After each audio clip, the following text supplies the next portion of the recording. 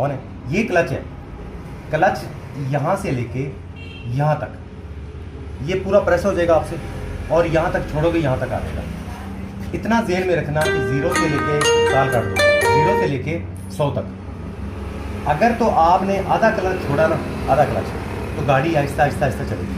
अगर पूरा क्लच आपने रिलीज़ कर दिया ना, तो गाड़ी 8 किलोमीटर की रफ्तार से चलना शुरू हो जाएगी। याद रखिएगा, अगर तो मैं आप चाहते हो ना कि यार मैं स्पीड बनाऊं 2 किलोमीटर पर आवर, तो फिर आप 25% क्लच को रिलीज करो।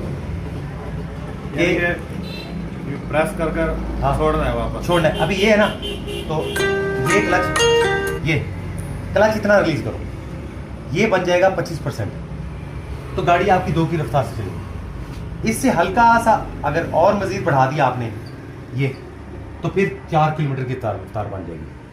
अगर मिसाल के तौर पे आपने और ज़्यादा इसको रिलीज कर दिया, ठीक है, तो फिर आपकी 6 की बन जाएगी। अगर मुकम्मल छोड़ दिया तो फिर बन जाएगी 8 की।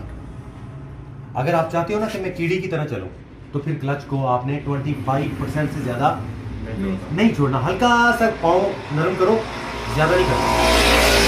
और क्लच आपके पाँव को पीछे धकेलेगा। क्यों धकेलेगा?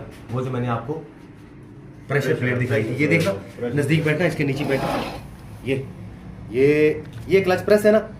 अगर आपने पाँव हल्का किया ना, तो ऐसे करके आपके पाँव को जनाब क्लच खुद ही पीछे धकेल देगा।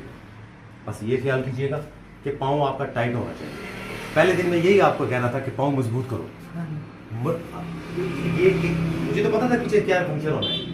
पाँव मजबूत रखोगे तो आप अपनी मर्जी के मुताबिक गाड़ी चलाओगे। ये मिटा दूं मैं।